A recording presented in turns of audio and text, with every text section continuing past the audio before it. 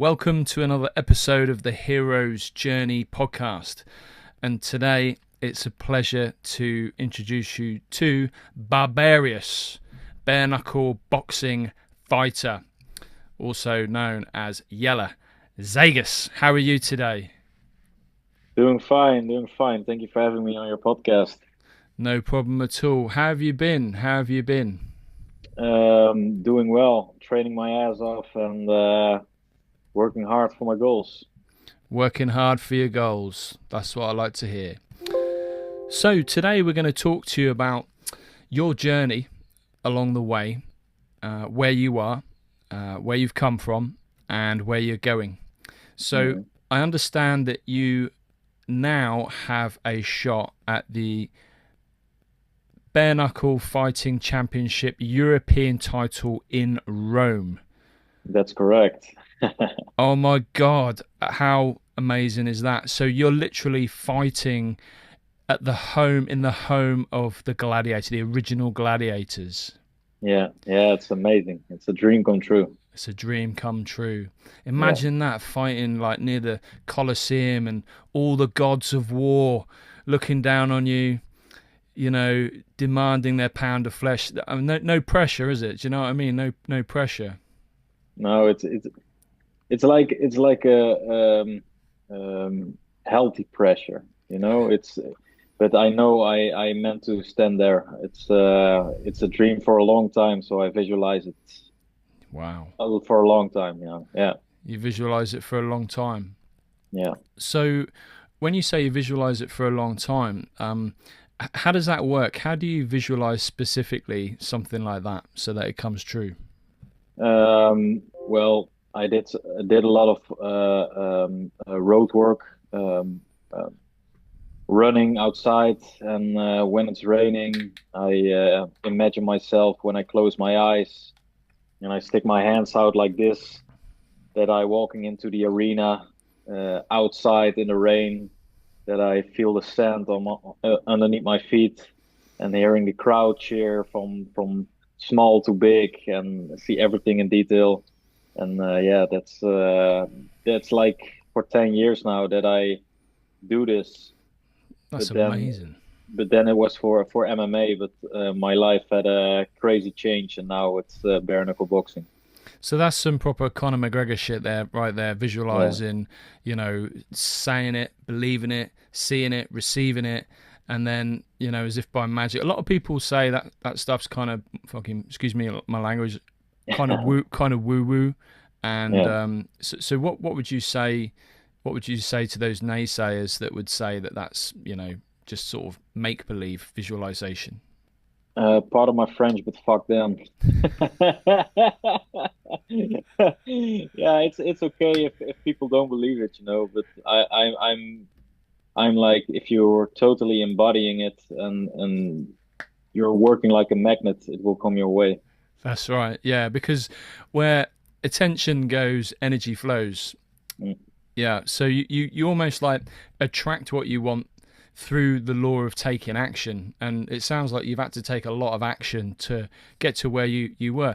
So, can you just sort of touch briefly on your past experience as a fighter, and how you came up, and how you kind of just ended up where you are right now, because it's quite a unique story. Yeah, it's a unique story.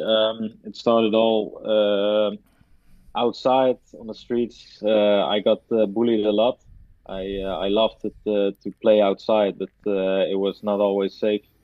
Always like five people tried to beat me up, and even got nightmares from it, that I only saw shoes coming at my face. And so it was not another nice neighborhood where I was living. So I wanted to defend myself, but my parents never didn't want me to do any fighting sports. So what I did some small work, to earn some coin to pay it for some lessons, and I fell in love with judo, with karate, with boxing. I loved it all. But every time my parents notice, they getting really mad, and they say, you cannot do this anymore. So when I got 18, they say now you're old enough to decide what you want. And from my birthday money, I paid for the gym, and then I started. Wow, wow, that's incredible. So you actually flipped a negative into a positive. So you actually got bullied. I forget where you're from. Tilburg, yeah. Tilburg So North. yeah, so you encountered a lot of adversity as a youngster, and instead of you actually flipped the script, and then you became a fighter. You know, Yeah. that's amazing. Did you always know that you were a fighter? Yeah, but I'm also from the beginning also a big lover. Mm-hmm. I, Yeah. I have a love for people, for animals, and that in the first place I think I'm more a lover, but this created the fighter in me. Yeah. Mm-hmm. Yeah. Yeah. So would it be fair to say that yeah, that love created for fighting created the fighter within you? Yeah, yeah. Yeah. Fight. I always had a fire to fight a good fight. Let's I say it like love that. this. You always have a Yeah, fire to fight a good fight because you yeah, need fire. You need fire to fight a good fight, right? yeah. So True. so you're a fireman basically, you know? Yes, Yeah. I've been a fireman. So Have you really? that's You've actually been a yeah, fireman as well. yeah, Incredible, yeah. incredible. So how did you deal with that? Did you just sort of the trauma from being bullied when you're young? Did you like channel that into your passion of becoming like a fighter, MMA fighter, boxer, bare knuckle fighter? How did that come about? Yeah, there was a fire inside of me, like this never gonna happen to me again, and Mm. Hmm. I changed that in positive energy, and yeah, it brought me to beautiful places, and it makes my dream come true because my parents always say to me, you have to do team sports, you have to go to football, you have to go do this. I'm like, no, man, I want to fight. But Mm. when I start fighting, it was like no bigger team sport than that because Mm. you're Hmm. learning from each other, helping each other, sparring with each other. It's Hmm. Hmm. yeah, it's crazy. Yeah, Yeah, team spirit. So, yeah. and you got stabbed when you were younger? I got a cut with the knife here in my arm. Okay, Yeah, yeah, yeah, yeah. So that was lucky that wasn't more serious because that might have meant that yeah. you got a damaged arm. Are you left-handed or right-handed? I'm right-handed. Right-handed, yeah. So that was in your opposite arm that you got. Yeah, Yeah, yeah. that's interesting. So, I mean, something like that, that can give people PTSD, traumas, phobias, fears, nightmares. Mm. So, how did you overcome all of that in your head? Ultimately, you just channeled it into the fire and then forged that you that has earned the shot at this European title. So, how did that shot come about? How did you get into the bare knuckle fighting championships? Well, I always was a MMA fighter. I fell in love with MMA because all the fighting sports came together in a mix. And I always did it with fire. But unfortunately, in one of my last fights, I got a gruesome injury. I had to cut weight to 61 kg in a short period of time, and after the weigh-ins, I didn't feel really well. And yeah, after I putting salt back in my body and water, it didn't come back in my body again. So I was 62. So that was not good, but I was thinking, oh, I worked so hard for this. Fuck it, we're gonna fight. And when I fought, I was still dehydrated, and my opponent, I knocked him almost out in the first seconds of the fight. But yeah, he wants to wrestle after, and he pick take my body and squeezed it, and then he squeezed the arteries of my kidneys like open. Wow, you Yeah, squeeze yeah, the arteries of your kidneys open. yeah. That is bloodthirsty. That's brutal. That is Yeah. absolutely brutal. So then what So happened? yeah, I was bleeding internal, but at the moment you don't know what happened because it's all happening in the inside. So the only thing you have is pain that you can't even imagine. It's crazy. It's like it's a different pain than a hit in the face. It's a bit like if you get a liver shot, it's like organ pain, but then 10 times worse. Oh my God. and it happens all inside. You can't grab it, you can't put your hands on it Mm. because it was crazy. So when I felt that, I felt like the fire was burning more and more because I was like, okay, I'm in serious trouble right now, so I need to fight harder to survive. It's like crazy battle with myself in my head. So I was still fighting, but all the blood was going to my vital organs, out of my arms, out of my legs. So every time I want to throw a punch, it was like in a nightmare. If you're like underwater and you everything is in slow motion, you cannot work really good. So Wow. that was a bit frightened. Mm. So yeah, it was crazy because it's like you're imprisoned in your own body, Mm-hmm. Mm-hmm. and like you see in the movies, Yep. the black circle is going smaller, smaller. So I was like, okay, there's something really wrong. Yeah. Um, and also after the fight, I lost the fight by points. Mm-hmm. Um, then it was going downwards, downwards. I can only crawl, and we had to drive back from Germany to the Netherlands. Holy shit.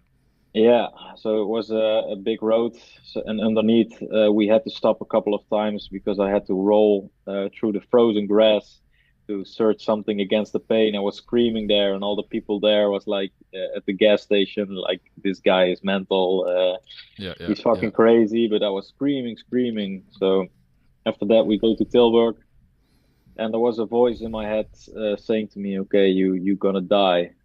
That was the craziest part. Like there was some angel voice or something else that said to me, "Okay, you're gonna die." So I was like, I have to go home now because I want to see my girlfriend and say goodbye. So that was Wow. yeah, Wow. Wow. that was So crazy. that was crazy. So most people would have, like, probably never gone back into the ring or the octagon ever again after that. So that's Yeah, some like proper David Goggins, stuff right there, isn't it? yeah, Yeah. So basically, you thought you were dying. You heard that voice, and you made your preparations. And who knows? Maybe that's what was happening at that time. And somehow yeah. you bounced back from that. So then, what was the bounce back? How did you bounce back from MMA to bare knuckle boxing? Yeah, I was for a month in the hospital because they all need to take the old blood out of my stomach, and so I had time to think. And it was in the time of the Corona period, so Hmm. I could only see two people, and the rest I was with myself. So I was doing a lot of meditation, um, also manifestation, seeing that things are going better. Um, so I had the time for that, and I was seeing that I'm going to get better, and I'm going to fight again. And every doctor said you're never going to fight again. Mm. But I said I will, and I was Yeah. even in the wheelchair doing exercises. They say Nice. no, stop, stop, stop, but I Nice. say I'm going to fight again. Mm. Um, Because that's amazing. Because a lot of doctors don't understand the power that they have to hypnotize you. yeah, Because we see them in their white coats and they're in a position of authority. And when they speak, a lot of people like bypass their conscious faculties. And yes, doctor, and they take that in. They take that belief in. But you yeah, didn't. You didn't. You were like, no, I disagree with that. yeah, Yeah, so I got a lot of respect because that says a lot about your strength of mind, because a lot of people, especially in that state, wouldn't have the fortitude or the strength of mind to argue with a doctor. So yeah. that. Thank you so much. But it's more like if you have something in your life that helps you all the time against the bullying, to feel better about yourself, to getting strong. Um, I cannot say goodbye to something like this that helped me so much, and something in this world that feels really real. Mm, Fighting, if you make a mistake, you get punished. It's mm, all so real. mm, And when I'm at a normal 9 to 5 job, it feels like prison. People talking about how much beer they can drink, how many girls they fuck, and I'm like, you're so fat, you didn't even see your own dick in months, you know. So yeah, that's something that get me really really angry, you know. And fighting is real, Yeah. real as it gets. So that's why I cannot escape it. Yeah, yeah, I like that. It reminds me of I don't know if you ever heard of a guy called Dr. Joe Dispenza. But he No. had a very he's quite sort of well known for that kind of thing, manifestation. He had a serious cycling accident and broke his spine, and they said to him he's never going to walk again. And he literally over 6 months visualized putting his spine back together, bone by bone, and lo and behold, he fully recovered. So it's amazing what your mind can do when you focus it and you say, right, I will achieve something, I will do something. That power of mind over matter, is an incredible thing. So then what happened? How did we get to BKFC? Yeah, it's a funny story because when I got out of the hospital, yeah, I was mentally fucked up. I was very depressed, and it was like a big black cloud hanging above my head. Like, what do I got to do now? Do I have to listen to the doctors, or do I have to stay with my heart? Luckily, I did stay with my heart, and arranged a meeting with fighters in the forest, and we took a shitload of magic mushrooms. And in the mushroom trip, it was like I was talking with God or a greater being, and told me like, you're gonna fight again because you have warrior blood in your veins, and this is what you need to do. Yeah. And it was at a lake. We call it the Magic Lake, Uh-huh. and we go every time to this place when we do this. And the lake was changing to an octagon, and I saw the lights on, and I saw my opponent, and I felt powerful, and I was like, this has to be it. And I think 4 months later, I got a chance to fight at Bellator. Yeah, Wow. You got a chance to fight where? in Bellator, Dublin. That's what I thought you said. That's what I thought you said, in Bellator in Dublin. So tell Yeah, us about. I mean, first of all, that is an amazing story, yeah, and it's almost like, it's almost like divine intervention. yeah, yeah. That's right. It was crazy. It was like an opportunity. There was a opponent, Dar Kelly, a team member of Conor McGregor, Hmm. and undefeated as a amateur and also as a pro. And nobody wants to fight him. And I was like, how badass is it to just fight him? I didn't even think about winning or losing, but just make the best of it and show the world what you can do even after this accident. And then I fought him, and it went really really well, and I almost knocked him out. But unfortunately, his weight cut was a little bit better, and he was like almost 80 kilos, and I was 68, so it was a big weight That was a difference. big weight difference. Yeah. Yeah, yeah, yeah, Respect to you. So wow, you went into the lion's den, so to yeah, speak. And I've spoken to fighters before. Sam Sexton from previous podcasts went into Belfast, to fight in the lion's den. What was that like? What was the atmosphere like? yeah. It was crazy. I was happy that in Bellator everything was really stricted, like in time zones, and I love that because in the Netherlands it's like going to shit on the toilet and they say, oh, you have to fight now. Oh, what the fuck, like this, very unorganized. But this was really good, and people were also very nice. But when you come in the arena, it was ole ole ole ole. All the Irish were singing for the Irish, of course. Yeah. But I thought, fuck it, I'm here on my own mission, and yeah, That's right. And you were yeah, successful in your mission. yeah. Yeah. Yeah. So what did that feel like, getting the victory, getting the W? No, I didn't win, but for myself, I won because I almost knocked him out. But then, yeah, he played a good game to holding me down, using his weight. Um, and unfortunately, in the last minute of the last round, um, he was taking my back and throw some punches, but I couldn't even turn because he was so heavy on me. So unfortunately, they have to stop it. But yeah, when his hands was going high, I saw on his face that he wasn't not happy with the performance. But I was doing my hands like this Yeah, as well, yeah. and everybody was like, "What the fuck?" But they didn't know my story, but I did. You did, and that's all that matters at the end of the day is the Yeah, story that you tell yourself. yeah. So what is your record currently in the BKFC? 1-0. 1-0. Okay. Yeah. So this opportunity that you've got to fight in Rome, how did that come about? Yeah, because after this MMA fight, it was not very smart to go on with the MMA fights because of the injury, because it can always happen again. So I was trying to get in the BKFC, but I tried it in many ways, even with my former opponent in Bellator, because he knows Conor. So I was like, if you see him, just ask him. I will fight for free because I really want this. And but unfortunately, didn't get the fight. Then I got a connection with someone else, and they fixed like a couple of fights for me. But all the opponents say no, I don't want to fight him. I don't want to fight him. I don't know why. Um, but after like 7 opponents, I got a call from Dan Chapman. He's a really good BKFC fighter as well, and he said, "Can you be ready in 48 hours?"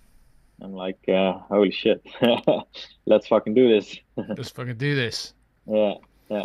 48 hours notice. How do you prepare for an opportunity, a new opportunity with 48 hours notice? How do how do you take that jump from MMA to bare knuckle boxing? How do you do that in your mind? Yeah, it was like because I do a lot of manifestation. I was already been there, so it was like, okay, this is the sign that I have to do it. Hmm. And I did a lot of boxing, quit the ground game so I could focus on boxing more. So I was really fit, not as fit as I wanted, but it was the right timing. So I took the chance, and yeah, now I'm a BKFC fighter all of a sudden. All of a sudden, yeah. Yeah. So it's a kind of gamble, isn't it? Really, when you visualize something, but you've not got necessarily a lot of experience. So, someone don't know if you've heard of Hebb's law, but when you visualize something, the neurons in your brain fire in exactly the same way as what they Hmm. do as when you practice it physically. Hmm. So, did you find that visualization helped you in your first fight in BKFC? Yes, because it was very strange because when I had my walkout, um, it was like I've been there before, Mm. and normally I'm a very emotional guy, but when I won the fight and my hand was going up, I was smiling. I mean, I felt the emotions of crying, but I was like, but I've seen this already, so it was like it's so crazy that it happens. So that's why I didn't cry, but it was a mix of emotions, but a lot of happiness. There was a lot of happiness. And how did you finish the fight? Was by TKO because in the first round I knocked him down with a really hard hammer, Hard hammer. but yeah, hard hammer, and I wanted to finish the fight, but the fights are 2 minutes, so they're really quick. And the second round I did the job with the right hand. Yeah, Nice. You did the job. yeah. Excellent. Excellent. And tell me about the team that you train with and that you trained with for that fight. I did a lot of work at Kamikaze Warriors in The Hague. It's also I trained there a lot with Bas Oosterwegel. You know him. He's a pro boxer doing very well, and I learn a lot of him as well. And also with Reza Tirgar, he's a Iranian coach, and he always helped me when I'm calling him up at night. For example, like I have to do pad work. He said, "Okay, let's go." He Let's always go. helped me with that. Yeah. So after you won the fight, how did you hear that you'd earned the shot to fight for the European title in Rome? Yeah, it was crazy. It was also a bit late because I got the opportunity from Marcella. She's from the BKFC, and she was like, "What you did is amazing. 48 hours, you saved the venue, and it's all good. So we want you back again for Rome. Big card." I'm like, "Put me to against anyone. I don't care, but I want to fight in Rome. It's my dream for a long time." And she said, "I'm gonna do everything I got to fix it." So I got an opponent, so that was really good. But like 2.5 weeks ago, they called me like, "Oh yeah, it's for the European title." I'm like, "Whoa, what the fuck?" So all Bonus. this bonus, all these manifestations, it was crazy because also after my fight in Birmingham, I saw a European champion was walking around there with the belt, and I feel like attracted to it. Like I was Gollum looking at the ring, like my precious, My precious. Yeah, my yeah. precious, and I was totally obsessed with it. I couldn't take my eyes off it, and I went on a picture with it. It's also the background of my phone. Let me see. I don't have my phone here, but So your desire, your let me ask you a question about your desire to win. yeah. Is that like if it was you could describe it in terms of a fire, what would that look like? Oh man, it's a really really big fire that can burn down cities. So that fire, that really big fire that can burn down cities, is there a danger of being engulfed in that and burnt down yourself in that fire? How do you control it? Uh, by breathwork and thinking of the right strategy for Mm. each fight, and don't get too overwhelmed that you get burned by yourself. That's right. Yeah, that's really interesting. So you control the fire. Yeah, So, obviously, we're all rooting for you, and we want you to bring back that belt, that gold. It's such an amazing opportunity that you've got there. And are you visualizing the outcome the way you did before? yes, Well, then yes, the result is going to be a foregone conclusion, isn't it? yes. It's gonna happen. It's gonna happen, man. Excellent. So I just want to ask you some questions, just about you. And I call this the hero's journey because hmm that's what you've been on and that's what you're going on. So I want to just ask you a couple of questions, if I may. Yeah, And of course. thank you. The first question I want to ask you was, can you tell me a story from your past where you learned a valuable lesson? Um, yeah, it is a story that I told you already of the story with the kidneys. Mm. Um, because it was a bit of pride was in my way to say I still can fight even when I felt it that it happens. I still got stubborn and just fight and yeah, it was a bit of pride in the way, and that was a valuable lesson that sometimes you have to say, okay, now it's smarter to take a step back because maybe it could end it differently. Yeah. So you learned a valuable lesson about pride Yeah, yeah, and to learn to step back. yeah. Yeah, Yeah. that's right. I think that's a good lesson. Because they always say about pride comes before a fall. hmm So ultimately, what achievements do you want to earn? May seem like a silly question. I want to become world champion in the BKFC, and Excellent. after I become world champ, I want to set a good example. I want to make a new hype again for respect and honor to other fighters and fighters to each other. Hmm. Because I love Conor McGregor, but I think there are a lot of people try to be like him but are not him. And I think it's more beautiful that fighters are fighting their asses off but respect each other and Mm. fighting for honor. Yeah, Fighting for honor, strength and yeah, honor, strength and honor. strength and honor. How much money do you want to earn in your career?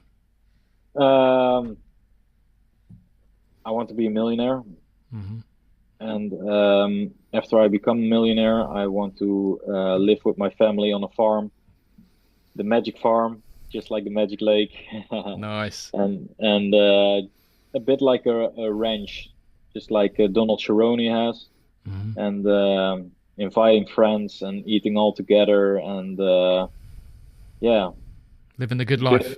living the good life and building my own gym on my property, and yeah, teach The the new people or the new classes all the knowledge I have.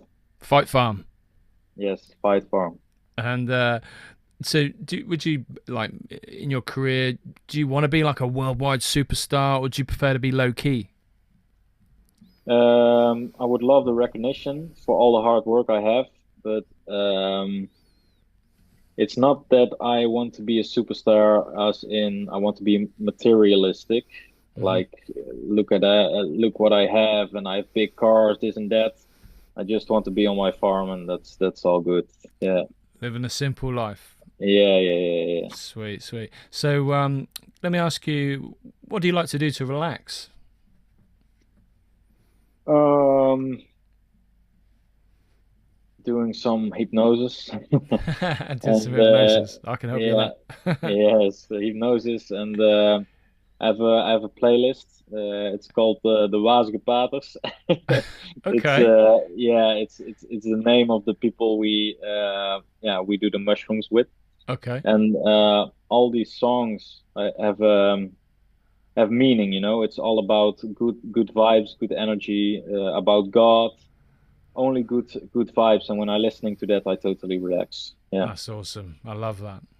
And let me ask you, at what age would you say would be fit to retire? I like to retire on 36. 36, yeah. I like that Yeah. number. Good age. So moving on to your physical advantages, what are your would you say your physical advantages are compared to other fighters? Um, my aggressive fighting style and my power. Hmm. I've I know I have a different power than others in my punches. Yeah, They're really hard, and because I put with in every punch I put my whole soul in it. nice. Every punch you Yeah, put your whole soul in it. yeah. Yeah, that's quite a punch. Um, yeah, let me ask you about what kind of behaviors will you not tolerate in your life from, other people, for example? Disrespect. Yeah. Yeah, yeah. Like if it's a joke, like okay, but if people constantly trying to keep you down for Hmm. no reason or to feeling themselves better, Hmm. I don't like that. No. Yeah, you don't like that. What morals do you wish to promote, if any? Um, respect each other, Hmm. and love each other. Hmm. Yeah, Yeah, love and respect, yeah. good Love and values, respect. Yeah. honourable values. How confident do you feel in your abilities to win your next fight? Very confident because I know I have a special power. Yeah, When I throw my hammers, yeah, it's on. It's on. it's on. I really feel that I'm a born gladiator and Mhm. I have to do this. So it's Uh, gonna be all right. you've been told as well. You've been told by a higher power Yes. as well. Yeah, I think you need True to story. change your name to Thor. Yeah, maybe. Something in that for a hypnosis session, I think, Fuck yeah. Yeah. So, how focused are you on performing your best? Yeah, I'm in total focus at the moment. I don't work. Hmm. I only train Hmm. and rest and train and watching my nutrition, Hmm. Hmm.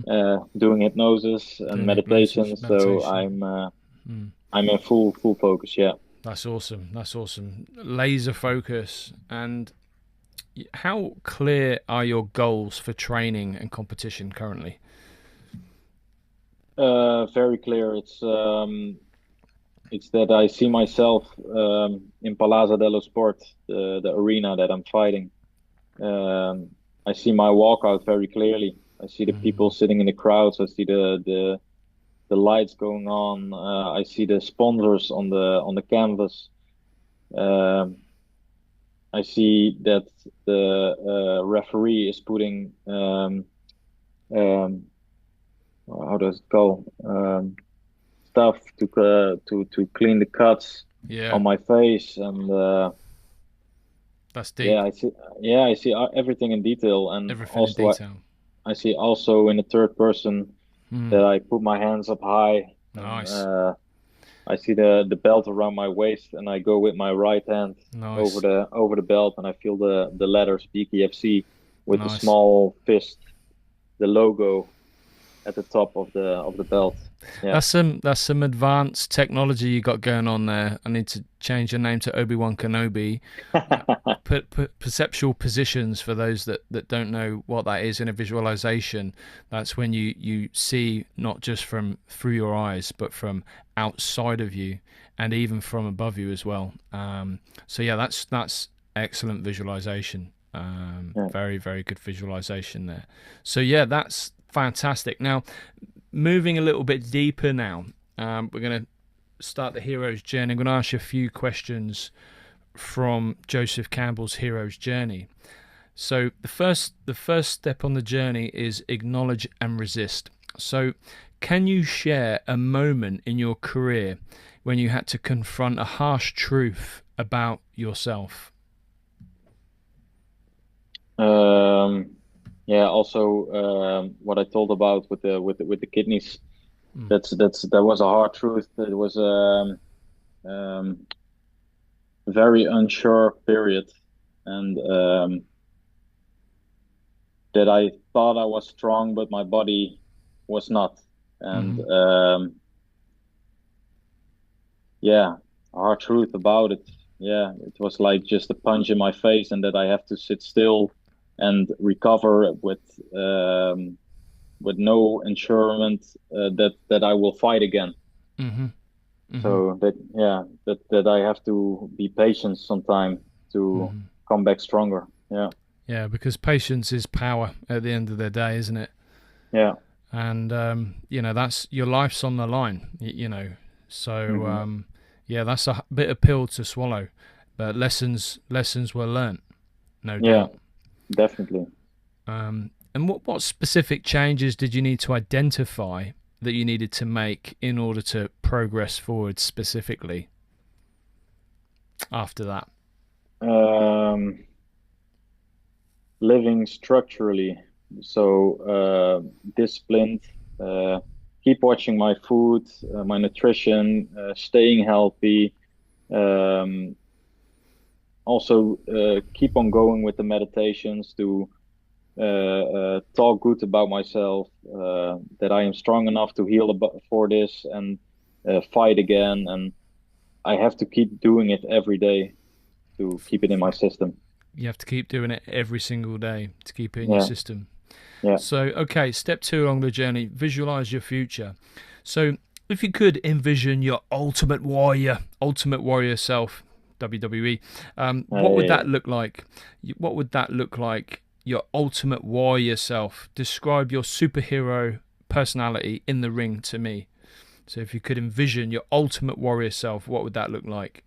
It would be a mix of a berserker and Spartan, I think, and with long hair, long beard, war paint on his face, and 2 big war hammers in his hands. Nice. Bloodthirsty and ready to kill. Well, that sounds like a true archetype, if ever I've heard one. So yeah, I definitely believe that you have aspects of that archetype deep inside your subconscious mind, and all you have to do is just close your eyes, visualize that superhero, that creature from your past, and then you'll be empowered with all of those forces that he brings to the table. So let me ask you about this tattooed berserker with long hair and a beard, pure fire in his eyes, and a psychopathic bloodlust, holding on to 2 war hammers. Does he have a painted face? Yeah, he's got a painted face. He it's all black, black tar going from underneath his eyes downwards, like it's coming pure darkness out of his eyes. So that almost like sounds like some sort of like Viking, like Scandinavian Viking warrior, Yeah. pagan warrior from that you see on TV on Netflix, like from Yeah. Valhalla, you know. Yes. How does imagining that version of yourself or integrating that part into yourself impact your current training and your mindset? Um, when I have a tough one, like for example, sparring with really good guys, and yeah, so sometimes sparring isn't going well, then I still can find the button to change and do that person, that creature, and then I can go where other people stop. Yeah, I like that. So you're literally drawing power from that yeah. archetype. Hmm. Incredible, incredible, incredible. So step 3 along the journey is purge. What negative habits or mindsets have you had to purge from your journey up until now? Um, I think I managed it before, but it was like um, I see my mind as a garden Hmm. with beautiful flowers, and every time a negative thought is coming inside, it's like a dirty root that doesn't belong there, and I have to take it right away from the root, pull it out. It's not belonging in my garden, and have to keep my garden strict and clean. That's incredible, mate. That is an absolute incredible visualization. The just the simplicity of that just sounds incredible, because it reminds me of that saying, it's better to be a warrior in a garden than a gardener in a war. Yes, yes, I love that. That's just amazing. So, step 4, pay price to action. So, what sacrifices have you had to make in order to pursue your dreams? Big example is don't see family and friends as much as that I want. There are a lot of parties, and my family are really close to each other. But it's always like, oh, you're still not coming to the birthday. You're still not coming. You still have to train. You still have to train. They don't really understand it still. I mean, they understand that I'm fighting and I'm working hard for it, but they have not a single clue how big this is. And yeah, but it's still a sacrifice because I love to see them. Of course, they're my family. But Mm. yeah, that's one of the biggest things. Yeah. Well, I mean, I can imagine, that's very difficult, especially someone like yourself, where family is such an important value to you. Hmm. So it must be an unbelievable sacrifice you have to make. Yeah. And, Muhammad Ali used to say, suffer now and live the rest of your life like a champion. Yeah.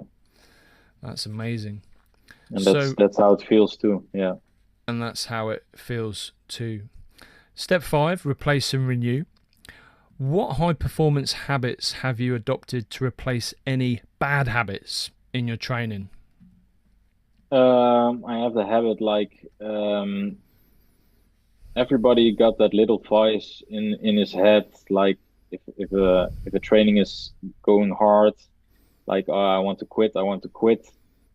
And if I notice that by myself, that I this voice is coming, and I recognize that my performance is going backwards, Hmm. I have to do an extra round. Hmm. I like that. That's good. So that there's one round to compensate that fucked up round. I like that. That's good. Yeah. Yeah, Sam Sexton, former British and Commonwealth heavyweight champion, used to talk about the voice in his head that used to always, challenge him, and talk in a negative way Hmm. to him, and he'd overcome it by doing more and more and more and more and more. And he only ever gave in to that voice just once out of his Hmm. whole career that he had. So yeah, I do understand that logos, that dialogue with the voice.